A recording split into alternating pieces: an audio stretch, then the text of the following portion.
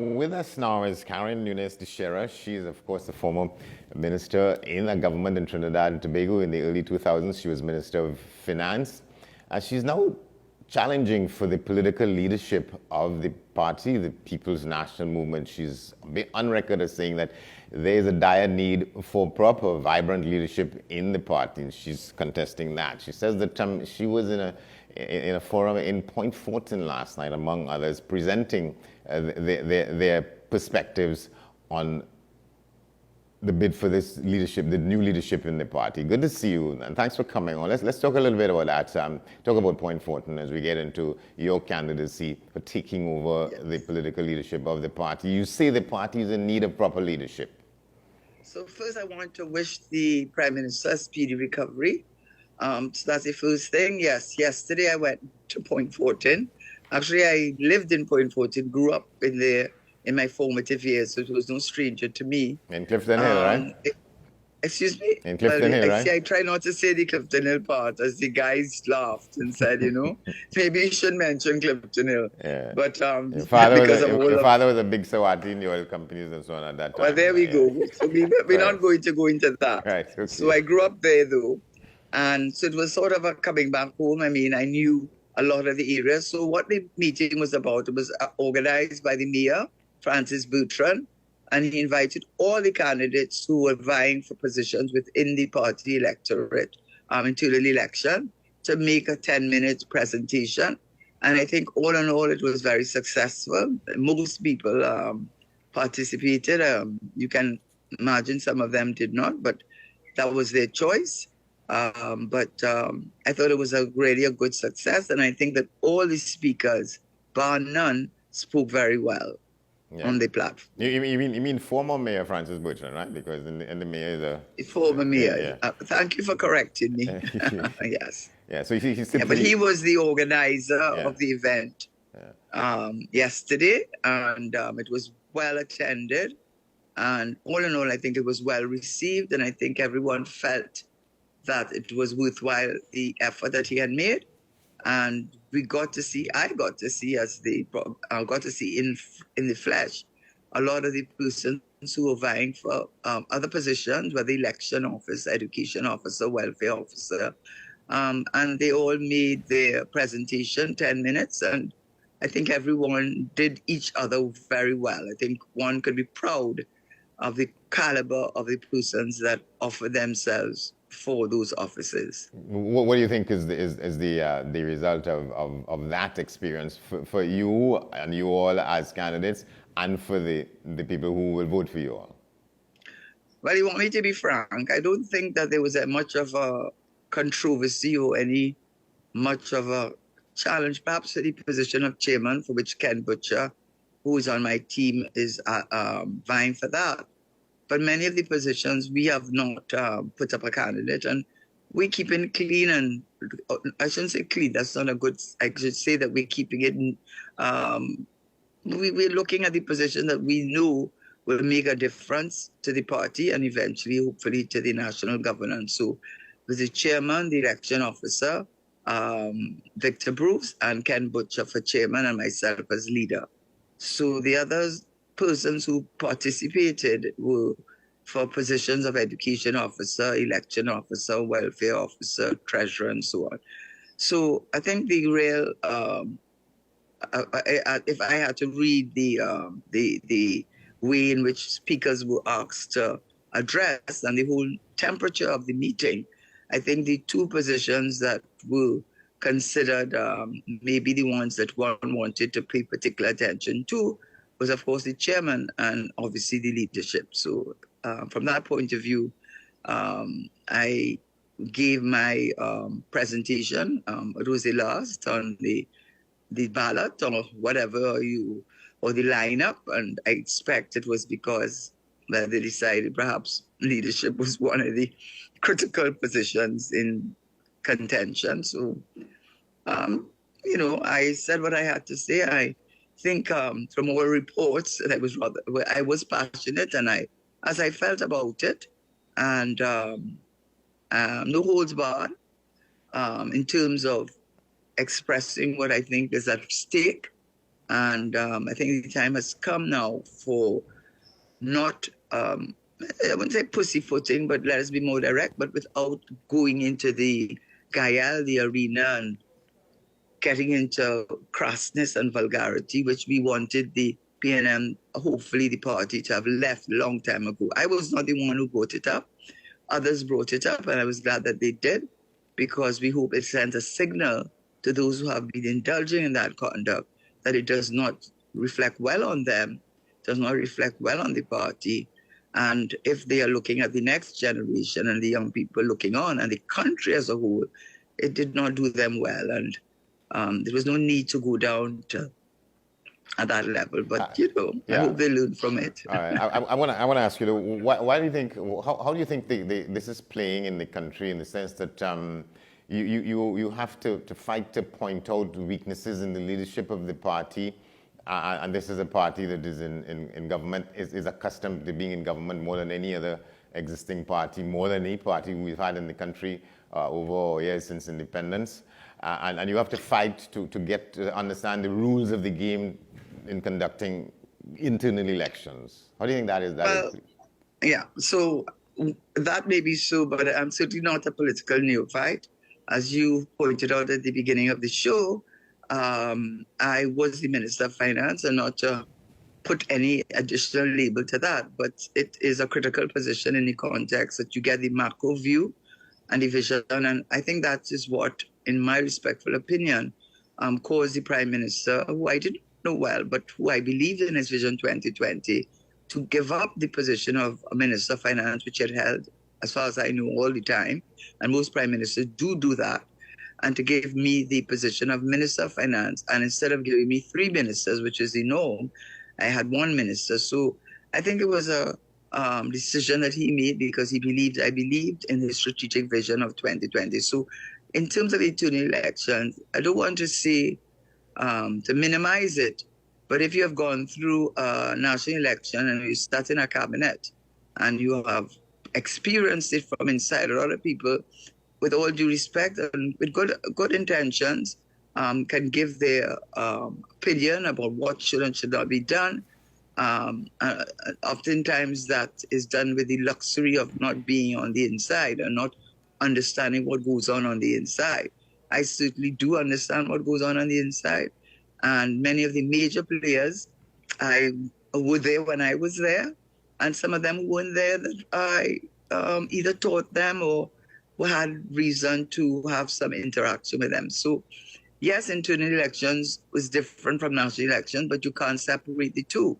The point, as I've made, and I'll just make it very briefly, is that you don't go into forming a party. It's not a football club. It's not a cricket club whose aim is to be a successful club. And that's, not to say that is it, to be the best.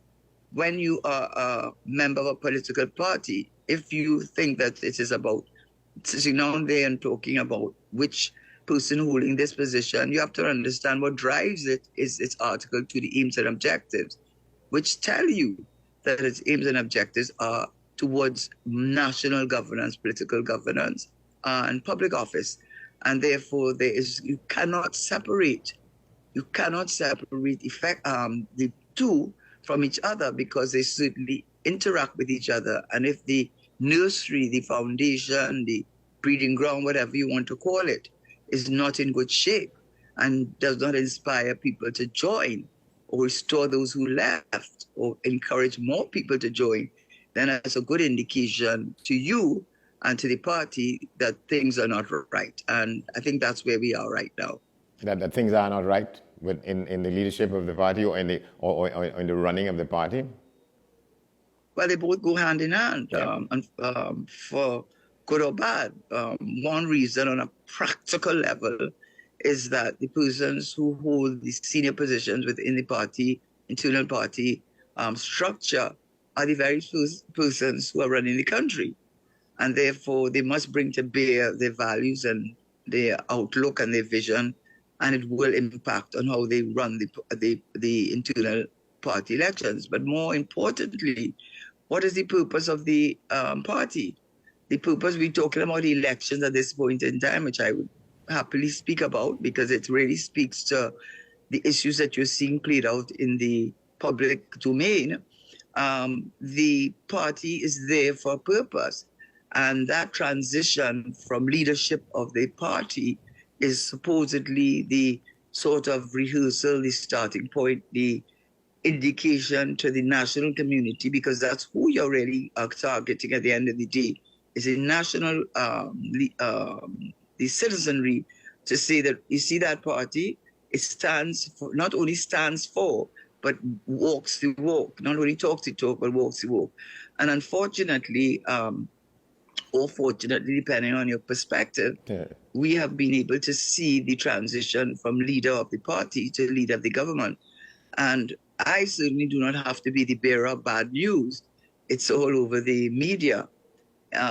In addition to which, if I can use some data, because I always like to be driven by some level of data, if we have to look at the outcome of the THA elections, I mean, the PNM could not have gotten, well, okay, one more seat that we're in a very, very sound licking, but for all intents and purposes, to lose 14 seats, our wee boy, to lose 14 seats, as they call Tobagonians, is very telling. And that happened just recently. And then we go to 2019 BC. I call it BC before COVID, before we could use I wouldn't say the excuses, but the challenges of COVID that one could use as reasons for performance or non-performance is the local government elections. Not only did Kamala Prasad-Bissessar, who was considered a spent force by many, certainly did not get the kind of support financially for her campaign. And at the end of the day, she was successful in getting one more seat, which was a surprise to everyone, given what people thought that she had been written off. But more importantly, when they tallied the popular vote, UNC got 54.3% of the popular vote, and the PNM 40-something percent, and the low 40s. So you are getting an indication of the fortunes of the party very clearly, and that is telling you, if you're just looking at data alone, that the party, in terms of winning an election, is in trouble. You think these things resonate sufficiently with the rank and file in the party across the spectrum in Trinidad and Tobago, inside the party? Well, the thing about it is, when you are dealing with a local government election and a national election, you're not relegated to the party membership, are you? And even among the party membership, as the data they have shown, and I don't think has been contradicted, the party may have a lot of members, but when it comes to participating in the voting process, I think if we get 20%, we get a lot. But what it really means is that when you go to local government and you go to national elections, your party holding a party card pays no, is not of literal, but becomes of minimal importance, because at that point in time, people are deciding whether, as they have done many, many, many, many times, you remember 33-3, how can we forget that many party holders did not vote for the party. So you cannot separate the two. So what we are looking for is not to win a party election or into election, but it is the starting point, the foundation, so to speak, to prepare ourselves for both local and for national elections. And of course, another telling sign was that the Minister of Local Government, I'm not quite sure what his legal position is, because it's being challenged, and I think it's being properly challenged by way of judicial review, that how could he then pronounce that persons who, under the law, current law, had tenures of 3 years, to effectively extended for another year. That speaks of an undemocratic approach. That speaks to the things that people are complaining about. So, well, I think that matter is being challenged in the courts now as we speak. Somebody is taking it up to challenge that. But there we go. And the fact that it has gotten to that point with judicial review. And by the way, if you're going to start talking judicial review as any indication, and always with judicial review, it is said at the lower court, the bar is not that high in terms of, if you have an arguable case, you will get relief. But it becomes even harder if you go up the scale to the Court of Appeal and then Privy Council. And what we have seen, judicial review applications really speak to unfairness, breach of natural justice, inequity. And what we have seen recently with Jawala Rambaran winning his case for breach of contract, with the Board of Inland senior person who was overlooked, with the issue with the FUL. I'm no supporter of Gary Griffith, but he was one of the persons. And there was a fourth one, Surgical and Maritime. But they really got a licking at the Privy Council. And all of that is to say, for those who look at the party who wants the party to represent transparency and accountability and fairness, every single one of those cases, it was lost because the court determined that there was a lack of fairness, a lack of natural justice, and inequity, that the persons were not given an opportunity to be heard. So if you're getting those kind of results back to back in the public domain from the very same persons who are vying to become again the party, internal party leaders, it gives you telegraphs you that perhaps something is wrong, right, and there's time need for change. And the question is to what extent you think that is sufficiently saturating the people who will go and cast their ballots in these internal party elections. Right. So that is a question that I myself had to answer, because clearly there are many people who, if you tell them Jawala Rambaran, Surgical Maritime, they don't even know what you're talking about. And judicial review is that. So in terms of capturing them, you're on an uphill battle, and that's the reality. Yes, you will capture those who are the persons who read, when I say read, were interested in public affairs. So that's a good bit of people, but it does not the majority.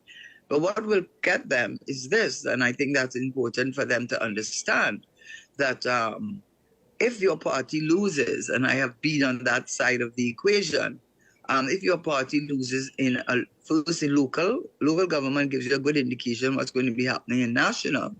But what it says to you that all those persons who depend on the URP, their CPEP, their contract, their positions on boards, their positions as chairman, all the contracts that they get, all of that is going to disappear overnight. And it's going to disappear overnight if the party is not successful in the national elections.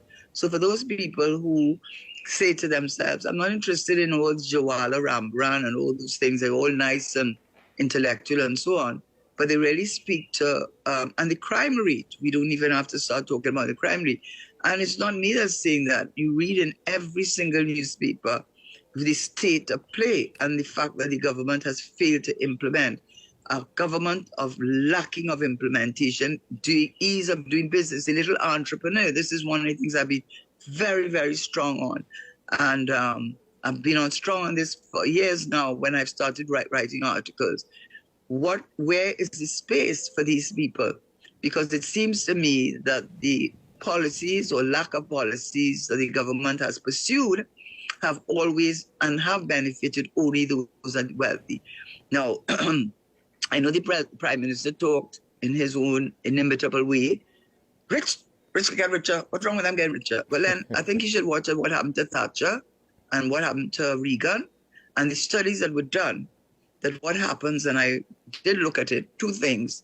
Most people who are very wealthy and who have their investors and their persons who are shareholders, the practice has been, and they've done the study, that many of these large organizations take their money, there is a terminology that they use, and put it right back into the stock exchange where it's safe, quick return. Yeah, we gotta have to go shortly, but I just want to ask you, at this point, how sanguine are you that the rules of the game have been examined sufficiently such that you feel you have the fairest shot possible? So then you want me to answer it now or answer it after? Because I have about 8 reasons why. Until I got myself involved and invited to be part, to put through my hat in the ring. I don't like to use the word challenge, because it's not a fight. It's who do you think is the best person at this point in time to lead the party to local government and a national election. And all the indications are that the Palissy House Foundation, which has been completely swept to oblivion, needs a change. So what are the things that I can mention? Number one, let's just start with the preliminary list. The preliminary list, which we did not get on time, did not include the contact numbers or emails of any of the persons on the list.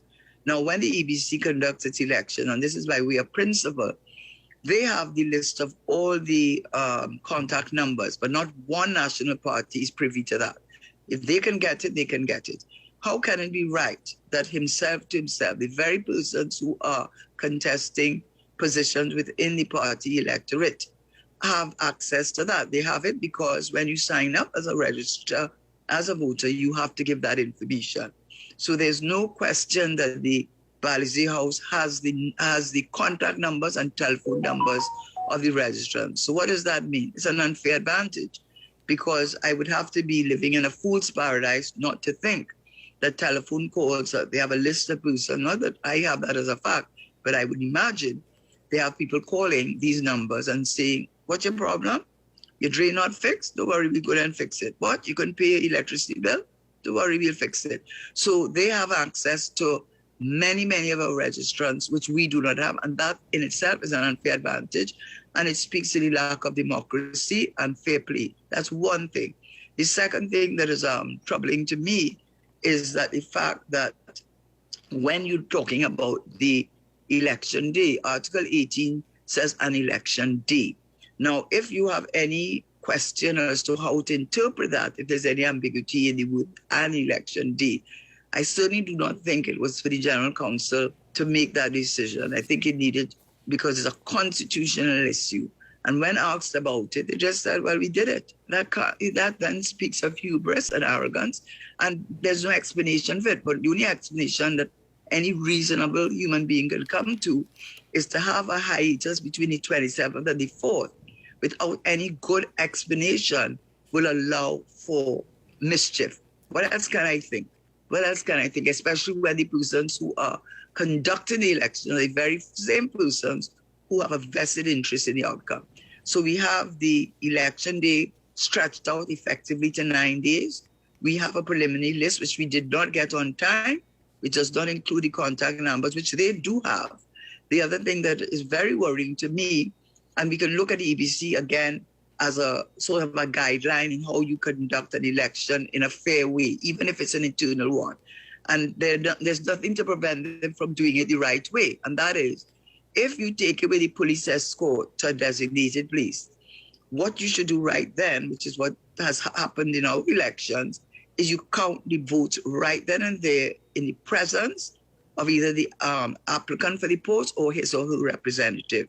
The votes are tallied and a receipt given to everyone, and then Palissy House keeps what you'll call a main sheet where they would then confirm the results and everybody sign up. So when they put it in a box and tie it up and put it where God knows where, which they say we must trust them, and everything they've done makes you wonder if we can trust them, then we will all know what the results are on that particular voting. So if you're going up for election officer, then we tally those votes. We close the box. Right. I have a receipt, you have a receipt, and that's not done. And finally, because you asked me, the fact that the 28th of August was the close-off date. Now, I don't think that is how a party wants to operate. I don't think the party just wants its members to participate. It wants to attract more members. And certainly, by closing it off at 20th of August, and few, if anybody, knew that I certainly didn't, and most people didn't, denied persons the opportunity to register with the party, become part of the electoral process, and hopefully that would translate into the local government and the national election, which on the end of the day is the strategic objective of the party. And nevertheless, you're giving it the best fight possibly to have a shot at this. I don't know if I want to use, Andy, I stay away from the words fight because it is the same party. Yeah. I look at it as, and I genuinely mean, no, I put my hat in the ring. And if things are not right, we can't be the emperor with no clothes on. We can't fix what we don't acknowledge. And although it may be difficult to face these things, there's no reason then to descend into the arena, descend into Gaia, because firstly, it does not reflect well on the party, on the younger generation, and it has a sense of let's say people becoming a little too anxious.